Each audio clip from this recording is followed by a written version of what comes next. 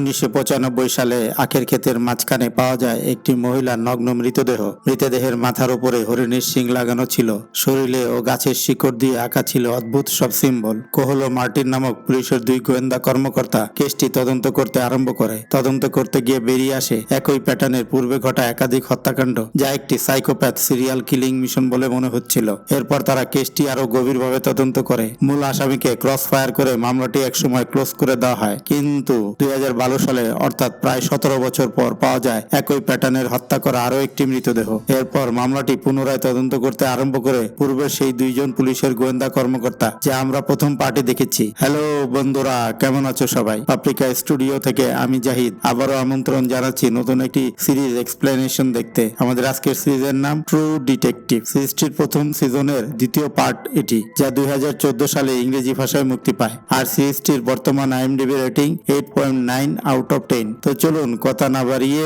Explanation শুরু করা যাক। রেগির অ্যাসিস্ট্যান্ট সেখান থেকে তাদেরকে ইগনোর করে চলে যাওয়ার পর দেখা যায় কোহল সেখান থেকে বেরিয়ে চলে যাচ্ছে, কিন্তু মার্টিন রেগির অ্যাসিস্ট্যান্টকে ফলো করতে করতে একটি জঙ্গলের মধ্যে চলে আসে। এরপর সে কোহলকে ইনফর্ম করে সেখানে ডেকে নিয়ে আসে। এরপর তারা দুজন মিলে রেগির আস্তানার মধ্যে প্রবেশ করার চেষ্টা করে, কিন্তু সেখানে বিভিন্ন জায়গায় ফাঁদ পাতা ছিল। আপনারা তো জানেনই এই পুরো বিষয়টি মার্টিন বর্তমান সময়ের দুজন ডিটেকটিভকে বলছিল। সে আরো বলে, আমরা যখন ভিতরে প্রবেশ করি তখন অতর্কিত রেগির টিম আমাদের উপর গুলি বর্ষণ করে। আমাদের কপাল ভালো ছিল, তাই সেদিন আমরা কাকতালীয়ভাবে বেঁচে যাই। মজার বিষয় হচ্ছে এখানে মার্টিন ডিটেকটিভদের যেভাবে বর্ণনা করছিল ঠিক হুবহু কোহলও অন্যদিকে একইভাবে ঘটনাটি বর্ণনা করছিল। এরপর আমাদের দেখানো হয় আসলে সেই দিন প্রকৃতপক্ষে কি হয়েছিল। আমরা দেখতে পাই আসলে সেদিন কোনো শুট আউটই হয়নি। তারা দুজন ফাঁদ থেকে বেঁচে ভিতরে প্রবেশ করে এবং রেগিকে তারা ধরে ফেলে। এরপর তারা রেগির আস্তানাটি পুরো তল্লাশি করে এবং মার্টিনকে দেখা যায় সে তল্লাশি করার সময় একটা কন্টেনার দেখতে পায়। এরপর সে কন্টেনারের মুখ খুলে এমন একটি মর্মান্তিক দৃশ্যের অবতারণা হয় যে তার মাথা ঠিক থাকে না। সে রেগে বাইরে আসে এবং দাম দাম করে গুলি করে রেগিকে সেখানেই মেরে ফেলে। এই দৃশ্য দেখে রেগির অ্যাসিস্ট্যান্ট সেখান থেকে পালানোর চেষ্টা করলে সেও ট্র্যাপে আটকা পড়ে সেখানেই মারা যায়। সেদিন আসলে সেই আস্তানার মধ্যে রেগি আর তার অ্যাসিস্ট্যান্ট ছাড়া কেউই উপস্থিত ছিল না। মার্টিন আবেগতাড়িত হয়ে আসলে রেগিকে গুলি করে মেরে ফেলে, কিন্তু সে চাচ্ছিল তাকে অ্যারেস্ট করে কোর্টে পেশ করার জন্য। কিন্তু কোল তাকে সান্ত্বনা দিয়ে বলে, তুমি কোনো চিন্তা করো না। এরপর সে রেগির গানটি নিয়ে উড়াদোড়া গুলি করতে থাকে, এমন ভাবে দৃশ্যটি তৈরি করে যাতে দেখে মনে হয় এখানে প্রচুর শুট আউট হয়েছে। তারা তাদের অফিসিয়াল রিপোর্টেও একই কথা লিপিবদ্ধ করে। তারা বলে রেগির পুরো টিম আমাদের উপরে হঠাৎ করেই আক্রমণ করে এবং শুট আউট হয়। তখন আমাদের আত্মরক্ষার্থে রেগির উপর গুলি করতে আমরা বাধ্য হই এবং রেগি সেই স্পটেই মারা যায়। এইভাবে তারা একটি মিথ্যকে সত্য বানিয়ে এবং ভুল তথ্য দিয়ে ফাইলটি একসময় ক্লোজ করে দেয়। এ কারণে বর্তমান সময়ে তারা হুবহু একইভাবে এই মিথ্যা তথ্যটিকে হুবহু বর্ণনা করছিল যাতে করে কোনো ভুল না হয়। এরপর আমাদের দেখানো হয় কেন মার্টিনের মতো একজন শান্ত ডিটেকটিভ রেগিকে গুলি মারলো। ওই সময় যা ঘটেছিল এবং কন্টেনারের মুখটি খোলার পর মার্টিন যা দেখেছিল সেই দৃশ্য আমাদেরকে দেখানো হয়। দৃশ্যটি ছিল খুবই মর্মান্তিক। সেই কন্টেনারের মধ্যে রেগি দুইটি নাবালিক বালিকাকে শারীরিকভাবে টর্চার করে ফেলে রেখেছিল। রেগি বাচ্চা মেয়ে দুটিকে এত পরিমাণ টর্চার করেছিল যে এই দৃশ্যটি দেখে যে কারো চোখে পানি চলে আসবে। এরপরে তারা রেগিকে মেরে সেখান থেকে বাচ্চা দুটিকে নিয়ে হসপিটালে ভর্তি করে এবং এই কেসটি ক্লোজ করে দেয়। এমনকি কেসটি সুন্দরভাবে সমাধান করার জন্য তারা ডিপার্টমেন্ট থেকে অনেক প্রশংসাও পেয়েছিল। এফটি সমাধানের পর বেশ কয়েক বছর কেটে যায় এবং মার্টিনকে দেখা যায় সে মিশেলের সঙ্গে আবারও মিশে গেছে এবং তারা একত্রে সংসার করছে এবং কোহলকে দেখা যায় অন্য একটি কেসে ইনভলভ হয়ে গেছে। এরকম একটি কেসকে কেন্দ্র করে কোহল একজন আসামিকে ধরে নিয়ে আসে, কিন্তু সেই আসামি কিছুতেই তার অপরাধ স্বীকার করছিল না। উল্টো সে বলতে থাকে, দেখুন আপনি আমাকে এই কেস থেকে রেহাই দিন, আমি আপনাকে একটা গোপন তথ্য দিতে পারি। সে আসামি বলে, আপনি 1995 সালে যে মামলাটি নিয়ে কাজ করছিলেন এবং সেই মামলায় যে আসামি ছিল অর্থাৎ যে মেয়েটিকে যে মেরেছিল আমি তাকে চিনি এবং তার সঙ্গে আমার পরিচয় আছে। কিন্তু কোহল বলে, কিন্তু আমরা তো তাকে হাতে নাতে ধরে ফেলেছি এবং তাকে গুলি করে আমি নিজে হাতে মেরেও ফেলেছি। এরপর সেই আসামি বলে, স্যার আপনারা ভুল লোককে গুলি করে মেরেছেন, আসল আসামি এখনো বেঁচে আছে আর বাহিরে মুক্তভাবে ঘুরে বেড়াচ্ছে। আর সেই আসামির নাম হচ্ছে স্যার ইয়েলো কিং। বন্ধুরা তোমাদের নিশ্চয় মনে আছে ভিকটিমের সেই ডায়েরিতে এই নামটি লেখা ছিল, ইয়েলো কিং। এই নাম শুনে কোহলের একদম গায়ের লোম খাড়া হয়ে যায়। সে তৎক্ষণাৎ মার্টিনকেও ডেকে পাঠায় এবং তারা দুজন একত্রে আবারও সেই আসামির সঙ্গে দেখা করতে যেতে থাকে। তখন মার্টিন বলে, আমার মনে হচ্ছে ওই আসামি মিথ্যে কথা বলেছে, কারণ সেই লোক বাঁচা থাকলে আমার তো মনে হয় সে একই প্যাটার্নে আরো অনেক মার্ডার করতো। তখন কোহল বলে, কিন্তু এটা আমরা কিভাবে এত বিশ্বাসের সাথে বলতে পারি? এমনও তো হতে পারে সেই আসামি এখনো বেঁচে আছে এবং সে একইভাবে প্যাটার্নে মার্ডার করছে, কিন্তু সেই খবর আমাদের কাছে আসছেই না। এরপর তারা দুজন যখন জেলে পৌঁছায় তখন দেখা যায় আরো এক শকিং নিউজ, অলরেডি সেই আসামি আত্মহত্যা করেছে। তবে সে মরার আগে একজন দুজনকে কল করেছিল। এরপর তারা দুজন সেই কলকে ট্র্যাপ করে সেই স্থানে এসে পৌঁছায়। যে বুথ থেকে ওই আসামিকে কল করা হয়েছিল সেটা একদমই ফাঁকা জায়গায় ছিল, আশেপাশে কোনো সিসি ক্যামেরাও ছিল না। অর্থাৎ সেই লোক জেনে বুঝে এখান থেকে কল করে সেই আসামিকে হয়তো ভয়ভীতি দেখিয়েছিল। এই কারণে হয়তো সে খুবই ভয় পেয়ে গিয়েছিল, যার কারণে সে আত্মহত্যা করে। এরপর তারা দুজন এই কেসটি একদম সম্পূর্ণভাবে ক্লোজ করে দেয় এবং এরপর আর কখনোই তারা এই কেস নিয়ে মাথা ঘামায়নি। আর এই সমস্ত ঘটনায় বর্তমান সময়ের দুইজন ডিটেকটিভকে তারা বলছিল, কিন্তু ডিটেকটিভ কোহলকে বলে এই সমস্ত বিষয় তো আমাদের জানাই আছে, আমরা আগেও শুনেছি। কিন্তু আমার প্রশ্ন হচ্ছে 2012 সালে অর্থাৎ বর্তমান সময়ে যে খুনগুলো হচ্ছে একই প্যাটার্নের, অর্থাৎ ক্রাইম স্পট এবং ইনভেস্টিগেশনের জায়গায় কেন সব জায়গায় আপনাকেই দেখা যাচ্ছে? এছাড়াও ডোরার কেস বন্ধ হয়ে যাওয়ার পরে আপনি এতদিন কি করছিলেন, কোথায় ছিলেন? বর্তমান সময়ে আপনি কেন পুলিশের নজরের বাইরে আছেন? এছাড়া আমাদের সন্দেহ আরো বেড়ে যাচ্ছে, কারণ আপনি আপনার ঘরটাও তল্লাশি করতে দিতে চাচ্ছেন না। ডিটেকটিভরা মার্টিনকে একই কথা বলে, আমাদের সন্দেহ হচ্ছে কোহলি এই খুনগুলো করছে, কিন্তু মার্টিন এটা কিছুতেই বিশ্বাস করতে চাচ্ছে না। তখন ডিটেকটিভ বলে, আপনি একবার ভেবে দেখুন, আপনারা যখন ডোরার কেস নিয়ে ইনভেস্টিগেশন করছিলেন তখন সকল তথ্য উপাত্ত তো কোহলি জোগাড় করছিল। এর কারণ আপনাকে ধোয়ার মধ্যে রেখে সে খুব শক্ত একটা প্ল্যান করে একজন নির্দোষকে সেখানে এই কেসে ফাঁসিয়ে দিয়েছে। এবার তো মার্টিনেরও একটু একটু সন্দেহ হতে থাকে। এরপর দৃশ্যটি আবার পাস্টে আসে, আমরা দেখি কোহলকে ভিকটিমের পরে থাকার, অর্থাৎ ডোরা যেখানে মৃত অবস্থায় পড়েছিল সেখানে এসে পরীক্ষা নিরীক্ষা করছে। সে গাছের শিকড় দিয়ে যে একটি বিশেষ প্যাটার্ন বানানো ছিল এটা খুব ভালোভাবে পরীক্ষা নিরীক্ষা করতে থাকে। সে আরো চিন্তা করে, যদি ইয়েলো কিং এ প্রকৃতপক্ষে মার্ডারার হয় তাহলে সে এখনো কেন একই প্যাটার্নে আরো খুন করছে না? আর যদি খুন করেও থাকে তাহলে সেই খবর কেন আমাদের কাছে আসছে না? আর যদি এমন হয় যে সে খুবই গোপনীয়তার সঙ্গে মার্ডার গুলো করছে, তাহলে আমার মনে হয় থানার মিসিং কেসগুলো পরীক্ষা নিরীক্ষা করলে এটা সম্পর্কে কিছু জানা যেতে পারে। যা ভাবা তাই কাজ। সে তখন মিসিং কমপ্লেন গুলো পরীক্ষা নিরীক্ষা করতে থাকে এবং সে লক্ষ্য করে শহরে একটি খুবই নামকরা স্কুল থেকে এ ধরনের কিছু মিসিং কেস রয়েছে। এছাড়াও সে আরো খবর লাগায় 1995-এ তারা রেগের আস্তানা থেকে যে দুটি মেয়েকে উদ্ধার করেছিল তাদের মধ্যে একটি মেয়ে এখনো মানসিক ভারসাম্যহীন অবস্থায় আছে এবং রিহ্যাবিলিটি সেন্টারে রয়েছে। এরপর দেখা যায় কোহল সেই রিহ্যাব সেন্টারে গিয়ে সেই ভিকটিম মেয়েটির সঙ্গে দেখা করেছে এবং তাকে জিজ্ঞাসা করে, আচ্ছা ওই আস্তানার মধ্যে রেগি আর তার অ্যাসিস্ট্যান্ট ছাড়া আর কেউ কি উপস্থিত ছিল? তখন ভিকটিম মেয়েটি ভয়ে ভয়ে বলে, হ্যাঁ সেখানে আরো একজন উপস্থিত ছিল। সে অনেক লম্বা চড়া আর মোটাকাটা ছিল আর দেখতে অনেক ভয়ঙ্কর ছিল। তার মুখে একটা নিশানা আঁকানো ছিল, তাকে দেখলেই আমার খুব ভয় লাগতো। এরপর সে ভয় পেয়ে চিৎকার করতে থাকে। বন্ধুরা তোমরা হয়তো খেয়াল করে থাকবে এই ভিকটিম মেয়েটি চেহারার যে বর্ণনাটা দিচ্ছিল তার ডোরার বয়ফ্রেন্ডের সঙ্গে হুবহু মিলে যেত আর সম্ভবত রেগি তার আন্ডারেই কাজ করত। কিন্তু বিষয়টি ডিপার্টমেন্টের প্রধান জেনে যাওয়ায় সে তাদেরকে ডেকে বলে, কেন খামাখা কবর থেকে টেনে মুর্দা লাশ বের করছো? যে কেস ক্লোজ হয়ে গেছে সেটা নিয়ে আর ঘাটাঘাটি করা দরকার নেই, এটা এখানেই শেষ করে দাও। কিন্তু কোহলকে দেখা যায় সে তার বসকে ইগনোর করে সেই প্রিন্সিপালের সঙ্গে এসে দেখা করে। অর্থাৎ এটা সেই স্কুল যে স্কুলের বাচ্চাদের মিসিং কমপ্লেন করা হয়েছিল। তখন প্রিন্সিপাল কোহলকে বলে, আসলে এই স্কুল অনেকদিন ধরে লসে রান করছে, এই কারণে স্কুলটি বন্ধ করে দেওয়া হয়। কিন্তু যখন স্কুলটি রানিং ছিল তখন কিছু বাচ্চা এখান থেকে মিসিং হয়েছিল। এই স্কুলের মালিক ছিল খুবই ক্ষমতাবান লোক, এই কারণে কোহল খুব বেশি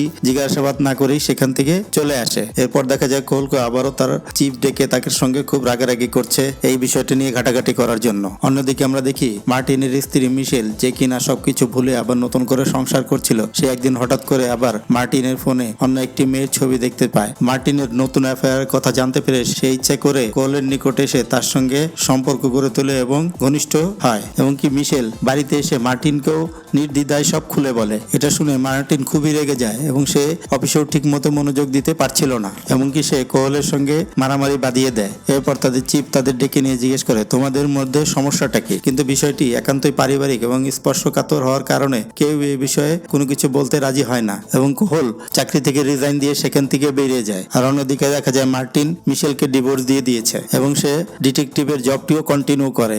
এইভাবে বন্ধুরা আরো কয়েক বছর কেটে যায়। এরপর দৃশ্যটি প্রেজেন্টে আসে এবং আমরা দেখতে পাই বর্তমান সময়ে ডিটেকটিভরা তাদের জিজ্ঞাসাবাদ শেষ করে দুজনকেই ছেড়ে দেয়। মার্টিন তার গাড়িতে আসতে থাকে এবং আমরা দেখতে পাই কোহলও তার গাড়িতে মার্টিনের পিছনে পিছনে আসছে। মার্টিন কোহলের গাড়িটি দেখতে পায়, যেন সে রাস্তায় গাড়িটি থামায়। তখন কোহল তার গাড়ির সামনে আসে। কোহল বলে, বহুত দিন পরে দেখা হলো পার্টনার, চলো কোথাও যে একটু গলাটা ভিজিয়ে নি। এদের মধ্যে যে ঝগড়া বিবাদ ছিল তা অনেক বছরের মধ্যে মনে হয় কেটে গেছে। মার্টিনও এতে সায় দেয় এবং তারা দুজন এক গাড়িতে উঠে। এরপর তারা দুজন একটি বারে এসে বসে এবং আলাপচারিতা করতে থাকে। মার্টিন বলে, নতুন ডিটেকটিভদের মনে হচ্ছে তুমি এই খুনগুলো করেছো। তাদের কথা শুনে একসময় আমারও সন্দেহ হচ্ছিল, কিন্তু আমি জানি তুমি এই কাজ কখনোই করবে না। কিন্তু আমার প্রশ্ন হচ্ছে, কামকাজ ছেড়ে দিয়ে তুমি এত বছর কি করছিলে? আর তোমার চেহারার পুরো গেটআপই তো চেঞ্জ হয়ে গেছে। এরপর কোহল মার্টিনকে নিয়ে তার বাড়িতে আসে। যদিও কোহল কোনো ডিটেকটিভকে তার বাড়িতে আসতে দেয় না। কিন্তু বর্তমান সময়ে মার্টিনও আর ডিটেকটিভ জব করছিল না। কিন্তু মার্টিন কেন জব ছেড়ে দিয়েছিল এটা আমরা পরে যেয়ে জানতে পারবো। কোহলের ঘরে ঢুকে মার্টিন অবাক হয়ে যায়। দেয়ালে এবং সব জায়গায়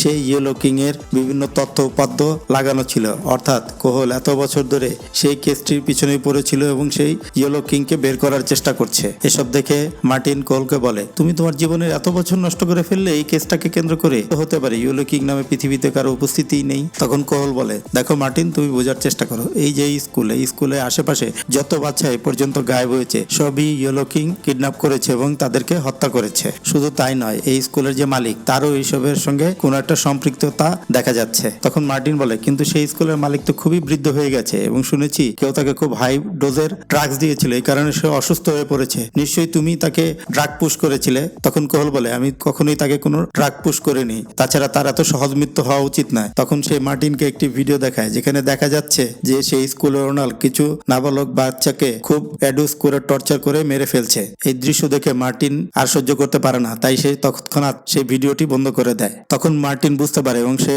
মনে মনে ভাবে কোহল মনে হয় ঠিকই করছে এবং সে চিন্তা করে যে এখন থেকে সেও কোহলকে এই কেসটি ইনভেস্টিগেশন করার জন্য সাহায্য করবে। প্রায় 17 বছর পর আবার দুই পার্টনার মিলে সেই মৃত কেসটি নিয়ে নতুন করে তদন্ত শুরু করে এর সমাধান করার জন্য। ইনভেস্টিগেশন করে তারা রেগির একজন পরিচিত লোককে খুঁজে বের করে এবং তাকে জিজ্ঞাসা করে, আচ্ছা তুমি মুখে কাটা দাগালা কোনো লম্বা চড়া ব্যক্তিকে চিনো যার সঙ্গে রেগির সম্পর্ক ছিল? হ্যাঁ, রেগির সঙ্গে এরকম একজন ব্যক্তিকে আমি প্রায় দেখেছি। সে অনেক লম্বা চড়া ছিল এবং তার মুখে কাটা দাগও ছিল। এরপর তারা দুজন একজন মহিলার সঙ্গে দেখা করতে আসে। এই মহিলা দীর্ঘদিন সেই স্কুল মালিকের বাসায় হাউসমেট হিসেবে কাজ করেছে। এরপর তাকেও সেই ব্যক্তির ব্যাপারে জিজ্ঞাসা করলে সে বলে, হ্যাঁ, মালিকের বাড়িতে এমন একজন লোক প্রায় আসতো। সে অনেক লম্বা চড়া ছিল এবং মুখে একটি বিশ্রী কাটা দাগ ছিল। এরপর কোহল তার ডায়েরিতে আঁকা সেই বিশেষ প্যাটার্নগুলোর ছবি সেই মহিলাকে দেখালে সে খুবই ভয় পেয়ে যায়। এরপর তারা নিশ্চিত হয়ে যায় যে অবশ্যই লম্বা চওড়া মুখে কাটা দাগালা এরকম একজন ব্যক্তি নিশ্চয়ই আছে। নিশ্চয়ই সে এই স্কুলেরই কোনো স্টাফ ছিল অথবা এই স্কুলের সঙ্গে কোনোভাবে সে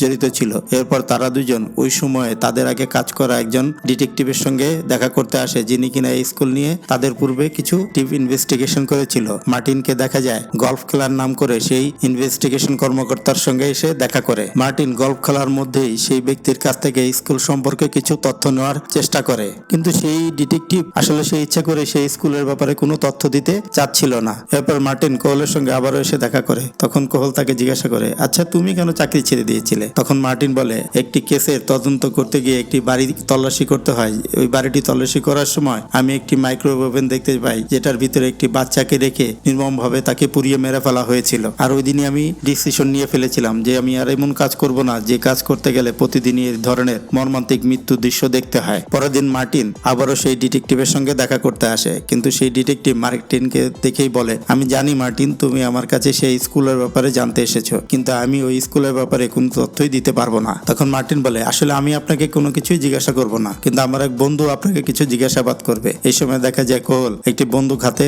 তাকে এসে তাক করেছে। অন্য দৃশ্যে আমরা দেখতে পাই বর্তমান সময়ের সেই দুইজন ডিটেকটিভ যারা কিনা কোহল আর মার্টিনকে জিজ্ঞাসাবাদ করেছিল, তারা তাদের দুজনের তথ্য অনুযায়ী সেই স্কুলের আশেপাশে এসে ইনভেস্টিগেশন শুরু করে। কিন্তু অনেক খোঁজাখুঁজির পরেও তাদের সন্দেহ করার মতো তারা কিছুই খুঁজে পায় না এবং কি তারা ভুল করে রাস্তাও হারিয়ে ফেলে। কিন্তু ভাগ্যক্রমে সেই স্কুলের একজন স্টাফের সঙ্গে তাদের দেখা হয়ে যায় এবং সে তাদেরকে সাহায্য করে এখান থেকে বেরিয়ে যাওয়ার জন্য। অন্যদিকে দেখা যায় কোহল আর মার্টিন সেই ডিটেকটিভকে সেই ভিডিওটি দেখাচ্ছে যে ভিডিওতে বাচ্চাগুলোকে অ্যাডোস করা হচ্ছিল। ভিডিওটি দেখে সে আর সহ্য করতে পারে না, সে খুবই আবেগ আপ্লুত হয়ে পড়ে, কারণ এই কেসটি সেই প্রথম ইনভেস্টিগেশন করেছিল, কিন্তু কেসটি আবার তাকে খুব দ্রুতই ক্লোজ করে দিতে হয়েছিল। তখন সেই ডিটেকটিভ বলে, দৃশ্যটি খুবই কষ্টদায়ক যে আমি তখন এই কেসটি ক্লোজ করে দিয়েছিলাম। আসলে আমি ইচ্ছা করে সেই কেসটি দ্রুত ক্লোজ করে নিই। আমার সিনিয়ররা আমাকে এই কেসটি ক্লোজ করার ব্যাপারে খুবই চাপ দিচ্ছিল। সে আরো বলে, এই ভিডিওতে তোমরা যাকে টর্চার করতে দেখছো সে তারা খুবই ক্ষমতাবান ব্যক্তি এবং সমাজের উচ্চতলার লোক, এবং এদের প্রেসারের পরে সিনিয়ররা আমাকে ফাইলটি ক্লোজ করে দিতে বলেছিল।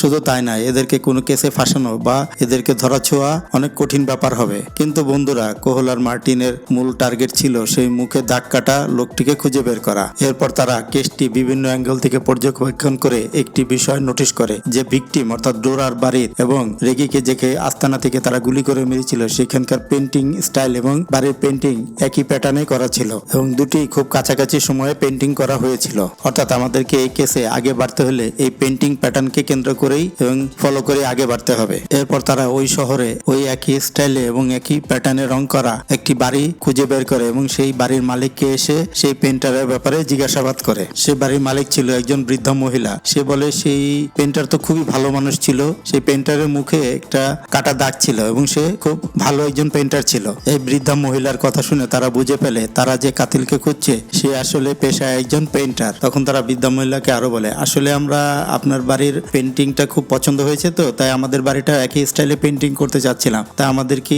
কি ওই পেন্টারের অ্যাড্রেসটা দেওয়া যাবে? তখন বৃদ্ধা মহিলা সেই পেন্টারের অ্যাড্রেস তাদেরকে দিয়ে দেয়। এরপর তারা দুজন খুঁজতে খুঁজতে সেই ঠিকানায় এসে পৌঁছায় এবং আমরা দেখতে পাই এই ব্যক্তি আর কেউ নয়, কিছুক্ষণ আগে নতুন ডিটেকটিভদের যে রাস্তা দেখিয়ে দিয়েছিল সেই ব্যক্তি। এখানে মজার বিষয় হচ্ছে এই ব্যক্তির সঙ্গে কোহল আর মার্টিনের আগেও দেখা হয়েছিল। বন্ধুরা, তোমাদের নিশ্চয়ই মনে আছে কোহল আর মার্টিন এই কেসটির তদন্ত করতে গিয়ে একজন ফাদারের সঙ্গে দেখা করতে এসেছিল এবং সেখানে উপস্থিত এক অটিস্টিক ব্যক্তি তাদেরকে স্বপ্রণোদিত হয়ে সেই ভিকটিমের ব্যাপারে তথ্য দিতে চাচ্ছিল। আর বন্ধুরা, এই হচ্ছে সেই প্রকৃত খুনি যে কিনা অটিস্টিক হওয়ার শুধুমাত্র অভিনয় করে, আসলে সে সম্পূর্ণ সুস্থ একজন ব্যক্তি। এবং এই ব্যক্তি এতটাই সাইকোপ্যাথ যে সে তার নিজের বাড়িতে নিজের পিতাকে টর্চার করতে করতে মেরে ফেলেছে। আর এই সাইকোর নাম এরল চিলড্রেস। কিন্তু আমরা তো জানতাম সেই প্রকৃত খুনির নাম ইয়েলো কিং।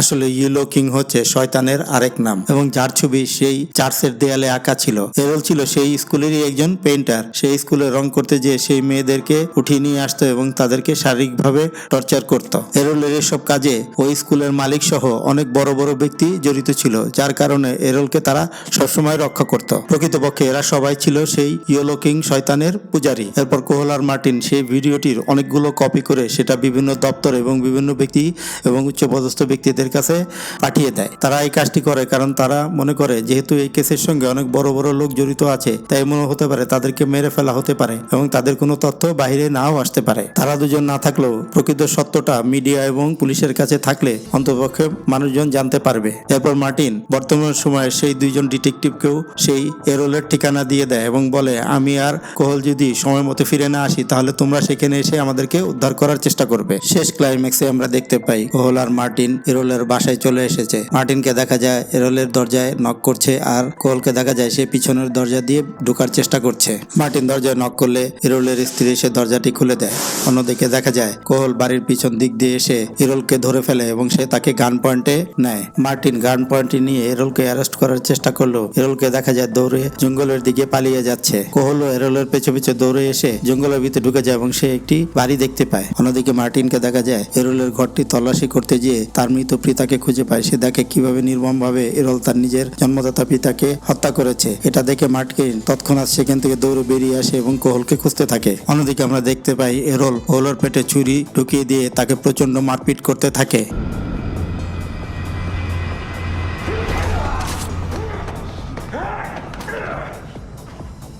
এই সময় আমরা দেখতে পাই মার্টিন দৌড়ে এসে এরলকে গুলি মেরে দেয়, কিন্তু গুলি লাগার পরও সে প্রচন্ড বেগে ছুরিটি ছুঁড়ে মারে মার্টিনের দিকে এবং সেই ছুরিটি মার্টিনের বুকে এসে আঘাত করে এবং মার্টিন মাটিতে লুটিয়ে পড়ে। এরল দুজনকে প্রচন্ড বেগে মারধর করতে থাকে। এরল যখন মার্টিনের জীবন নেওয়ার জন্য তার দিকে এগিয়ে যেতে থাকে, ঠিক তখনই দেখা যায় কোহল মাটি থেকে উঠে ঠিক তার মাথা বরাবর গুলি করে এবং মাথা বরাবর গুলি লাগার কারণে এরলকে দেখা যায় স্পটেই মৃত্যুবরণ করে। এরলকে মেরে ফেললেও তারা দুজন ছুরি আঘাতে প্রচন্ড রকমের আহত হয়েছিল, যার কারণে তারা উঠে দাঁড়াতে পারছিল না। সেই কারণে তারা একটি ফায়ার গানের সংকেত উপর দিকে ছুড়ে মারে। যেহেতু মার্টিন ঘটনাস্থলে আসার আগেই বর্তমান সময়ের ডিটেকটিভদের এই বিষয়ে অবগত করে এসেছিল, তাই তারা ফায়ারে সেই সংকেতটি দেখতে পায় এবং তারা ঘটনাস্থলে এসে তাদেরকে আহত অবস্থায় রেস্কিউ করে হসপিটালে অ্যাডমিট করে। হসপিটালে মার্টিনের অবস্থা কিছুটা রিকভারি হলো। কোহলের অবস্থা খুবই খারাপ ছিল, সে কোমায় চলে গিয়েছিল। এদিকে খবর পেয়ে মার্টিনের স্ত্রী এবং তার সন্তানেরা তাকে দেখতে আসে। মার্টিন তাদেরকে দেখে খুবই খুশি হয়। এরপর সে কিছুটা রিকভারি করলে সে কোহলকে দেখতে আসে। এর মধ্যে দেখা যায় কোহলেরও জ্ঞান ফিরে এসেছে। কোহলের খুশি হওয়ার কথা, কারণ সে এরলকে মেরে ফেলেছিল। কোহল কিছুতেই নিজেকে শান্ত করতে পারছিল না, কারণ সে এরলকে মেরে ফেললো। ওই ভিডিওতে যে সমস্ত ক্ষমতাবান ব্যক্তিবর্গ ছিল তাদের একটা চুলো সে ছিঁড়তে পারেনি। তখন মার্টিন বলে, দেখো এরলকে আমরা যেভাবে মেরেছি ঠিক সেইভাবে ওই সমস্ত লোককে আমরা কখনোই মারতে পারবো না, কারণ তারা সমাজের অনেক উচ্চতলায় বাস করে এবং তাদেরকে ধরা অনেক কঠিন। এছাড়া ওই ভিডিওতে তারা সবাই মাস্ক পরেছিল, যার কারণে তাদেরকে ট্রেস করে বের করা খুব কঠিন হয়ে পড়বে। এরপরেও যদি আমরা চেষ্টা করে তাদের বিরুদ্ধে এভিডেন্স জোগাড় করে তাদেরকে অ্যারেস্ট করি, তারপরেও তারা তাদের ক্ষমতা বলে ঠিকই আবার ছুটে যেয়ে সমাজে স্বাভাবিকভাবে জীবনযাপন করবে। পরের দৃশ্যে আমরা দেখতে পাই কোহল অনেকটা সুস্থ হয়ে উঠেছে। মার্টিন তাকে একটি হুইল চেয়ারে বসিয়ে বাইরে নিয়ে আসে। তখন কোহল বলে, এরলকে মারার পর আমার মনে হচ্ছিল আমার দেহ থেকেও মনে হয় আমার প্রাণটি বেরিয়ে যাচ্ছে। তখন আমি আমার মেয়েকেও দেখতে পাচ্ছিলাম। আমি মনে হচ্ছিল যে আমি আমার মেয়ের কাছে বোধহয় চলে যাচ্ছি, কিন্তু ওই সময় তুমি আমাকে বাঁচিয়ে নিলে। আমি আমার মেয়েকে অনেক মিস করি। এটা বলে সে কান্নায় ভেঙে পড়ে। তখন মার্টিন বলে, তোমার মেয়ে অবশ্যই উপর থেকে তোমাকে দেখছে এবং সে তার বাবাকে নিয়ে আজকে গর্ব করছে, কারণ তুমি এরলকে মেরে এরকম অনেক শিশু বাচ্চাদের জীবন রক্ষা করেছো। আর তুমি এভাবে কতদিন হুইল চেয়ারে বসে থাকবে? এরপর দেখা যায় মার্টিন তাকে সাহায্য করছে উঠে দাঁড়ানোর জন্য এবং তাকে ধরে হাঁটতে হাঁটতে সামনের দিকে নিয়ে যেতে থাকে। কোহল আর মার্টিন হাঁটতে হাঁটতে সামনের দিকে এগিয়ে যেতে থাকে এবং এই দৃশ্যটির মধ্যে দিয়ে ট্রু ডিটেকটিভ সিজন 1 সিরিজটি শেষ হয়ে যায়। তো বন্ধুরা, কেমন লাগলো সিরিজটি এক্সপ্লেনেশন দেখতে? তোমাদের ভালো লাগলে অবশ্যই আমি সিজন 2ও তোমাদের জন্য এক্সপ্লেন করব। ততক্ষণ পর্যন্ত তোমাদের কাছ থেকে বিদায় নিচ্ছি। আল্লাহ হাফেজ।